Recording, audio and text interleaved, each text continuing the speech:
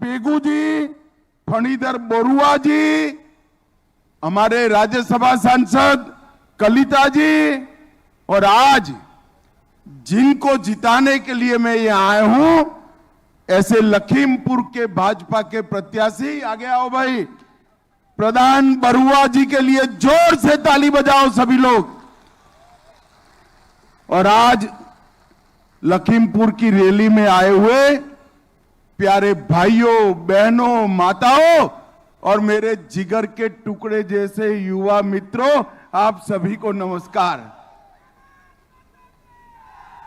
मित्रों, आज गुड़ी पड़वा का पर्व है।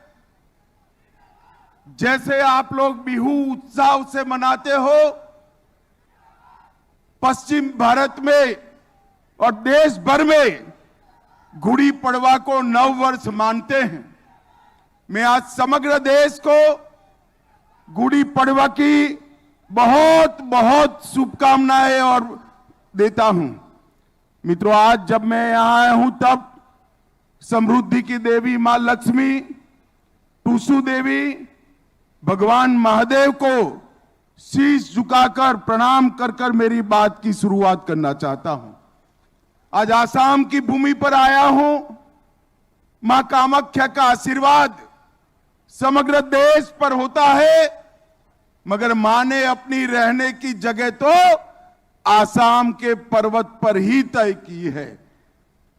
नीलांगन पर्वत पर बैठी हुई मां को प्रणाम कर कर मेरी बात की शुरुआत करना चाहता हूं। भाई और बहनों, 19 तारीख को आप सभी को तय करना है कि आने वाले 5 साल के लिए आपका मेंबर पार्लियामेंट कौन होगा, देश में किस पार्टी की सरकार होगी और देश का नया प्रधानमंत्री कौन होगा। आपके सामने 2 विकल्प, एक राहुल बाबा के नेतृत्व में इंडिया अलायंस है और दूसरी ओर नरेंद्र मोदी के नेतृत्व में भारतीय जनता पार्टी है। ये तय करने के लिए वोटिंग करना है कि आने वाले 5 साल इस देश पर शासन मोदी जी करेंगे, तीसरी बार प्रधानमंत्री बनेंगे और 400 पार के लक्ष्य के साथ फिर एक बार भारतीय जनता पार्टी की सरकार बनेगी। भाई और बहनों, अभी कुछ दिन पहले मैंने देखा राहुल बाबा कह रहे थे आसाम के कल्चर को हमें बचाना है। मैं राहुल बाबा को कहना चाहता हूं, पूछना चाहता हूं कि आपने क्या किया था आसाम के साथ। आपकी दादी के समय से आसाम को अन्याय किया गया। हजारों युवा अशांति की राह पर चले, मारे गए, सैकड़ों युवा मारे गए, हजारों युवा मारे गए। ये कांग्रेस पार्टी का पाप था। नरेंद्र मोदी जी ने 10 से ज्यादा शांति समझौते कर कर आसाम को शांत बनाने का काम किया। 9000 युवा सरेंडर कर कर आज मेन स्ट्रीम में आए हैं। आसाम के सम्मान की बात करते हो, आपको गोपीनाथ जी भी याद नहीं थे, आपको भूपेन हजारिका भी याद नहीं थे।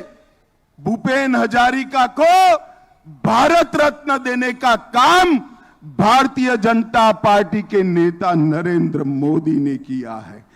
आप आसाम की बात करते हो, आसाम की सीमाओं को घुसपैठ के लिए खुला छोड़ दिया था। भारतीय जनता पार्टी की सरकार आई, नरेंद्र मोदी सरकार आई और यहां पर असम में हेमंत विश्व शर्मा की सरकार आई। मैं कह सकता हूं बांग्लादेश से परिंदा भी पैर नहीं मार सकता। हमने घुसपैठ को रोकने का काम किया है। आप असम की बात करते हो, मैं आपको बताता हूं, उग्रवाद, हड़ताल, आतंकवाद, इसके खिलाफ अलावे कुछ नहीं दिया था। आसाम समझौता कर कर आसाम के युवाओं का वादा पूरा नहीं किया।